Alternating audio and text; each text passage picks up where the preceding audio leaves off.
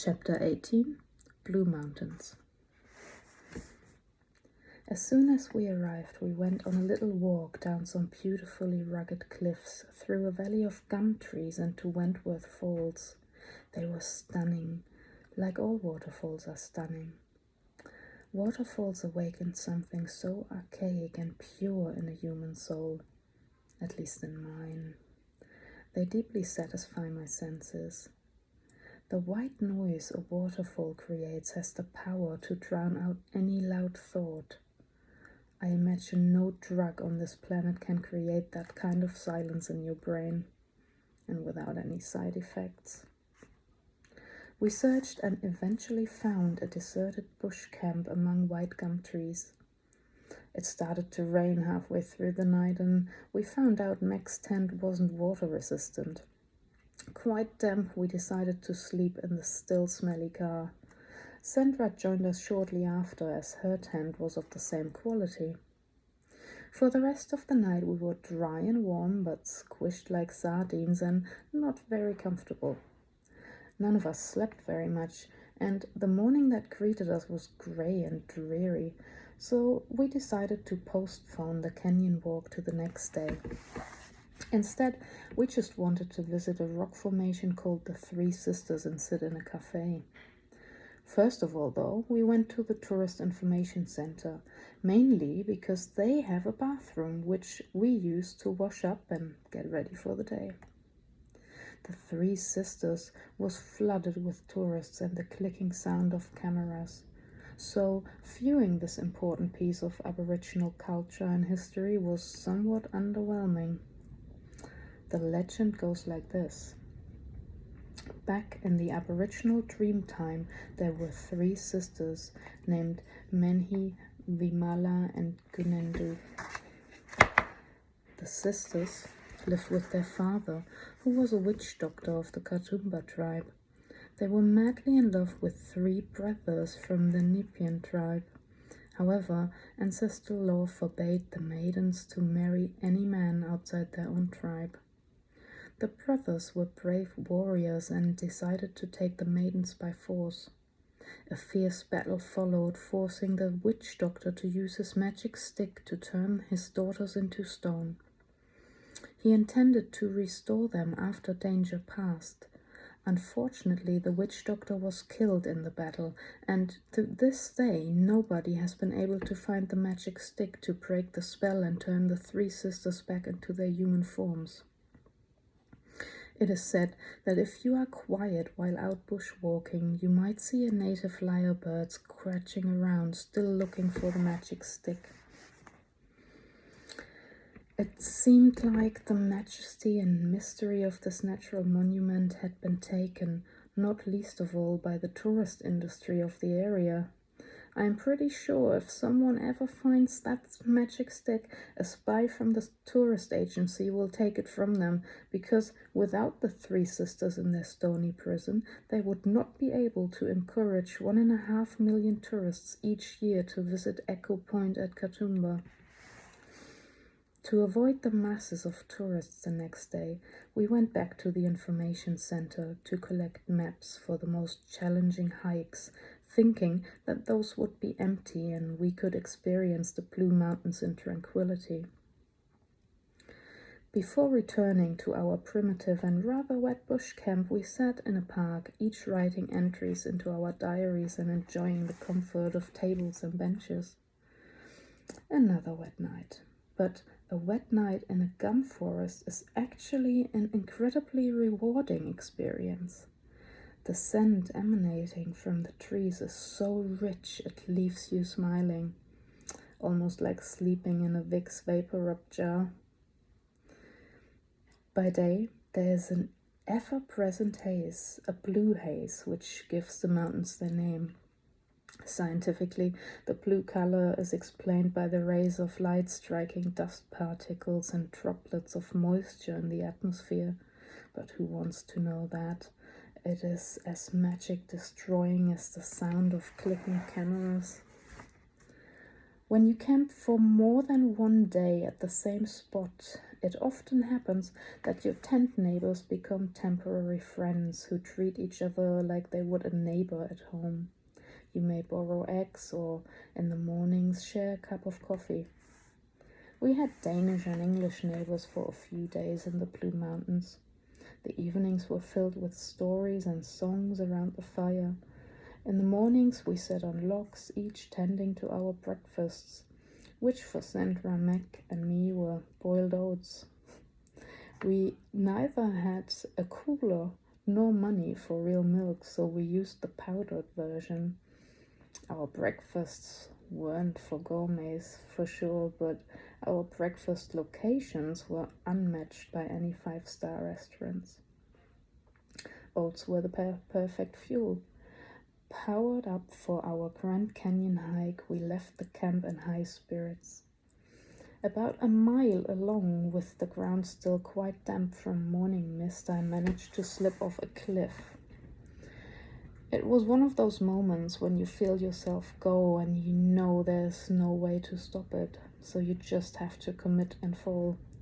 And because your brain knows what is happening just a split second before you go down, you're seeing the fall as clear as day and can appreciate every second of it. You see the rocks you glide past and feel the brush on your face, make out every tree root you pass on the way down, and you know the thud is coming. Like a true stunt woman, I added some showmanship by landing in a knee-deep waterhole head first. Not that I had planned it, but it gave the whole display a certain je ne sais quoi. My backpack pulled me into the muddy hole further, and I could not quite get a hold of anything or push myself back out. With my head underwater and my feet dangling in the air somewhere, it must have been quite a sight. After what felt like minutes because my air was getting low, Meg finally pulled me out. She could hardly do it because she was laughing so hard. Dripping wet and muddy, I sat on a stone for a few minutes, finding my inner zen before I joined in the laughter. This episode made it into everyone's diaries. Sandra wrote, "On Wednesday we started our canyon walk early in the morning, where Christine shocked us all with her sensational fall." Meg wrote, "Chrissy tried to dive. Oh, how we laughed." We continued our hike without further stunts. In the valley, we followed a river through gum trees and fern-like forests. The sun wound its way through the leafy curtains to create a magical atmosphere, with rays breaking the mist, lighting up parts of the undergrowth. The play of light and shade was magnificent. I would not have been surprised to see a unicorn or a troll. To climb out of the canyon was long, exhausting, and sweaty. Coming out of the cooling forest and hiking along exposed cliffs in the rising heat wasn't pleasant. Once we were back at the camp, we were so sticky, dirty, and smelly that we decided a wash with a pot of warm water, a bar of soap, and a cloth just wouldn't do. So we went to a public swimming pool in Katoomba. It was an indoor pool. After a long shower, we luxuriated in the pool. There was even a sauna and a spa. We decided to use the sauna. The last few nights had been chilly, so it could not hurt to warm the bones. It seemed comical that one needs a sauna to warm up in Australia, a country essentially known for a big red desert. There was even a whirlpool. We sat in the blubbering, bubbling hot water for quite some time until our fingers started looking wrinkly. We were squeaky clean after, and we smelled amazing. And then we went back to our dusty bush camp. The next morning, we all got up early, awakened by the teasing sun rays and the beautiful sound of bellbirds. They look quite unimposing, but their song, as the name suggests, sounds like hundreds of little bells rung all over the forest. It sounds almost metallic, crystal clear. Hard to believe that that sound is made by birds. This was our last morning at Perry Cookdown, our camp. We'd brave Federal Pass today, going over the Golden Stairs. Beautiful forests, stunning canyons, boulders, and rocks in an array of colors. Eucalypt scent and the sound of nature. That was what filled our sense on this alluring hike through this historic pass, which was once some sort of supply track. After 3 hours of tranquility, we arrived at what was called the Scenic Railway. It was crowded with people, those who did not want to walk but preferred to view this magnificent piece of earth through the window of a cable car. It must be like watching a documentary about it at home. You are not really there. The 3 of us walked past them in utter disapproval. We wanted to pass this point as quick as we could. Our trail map showed that Federal Pass continues after the Scenic Railway and also leads to the Giant Stairway. Sadly, both the next section of the track and the Giant Stairway were closed.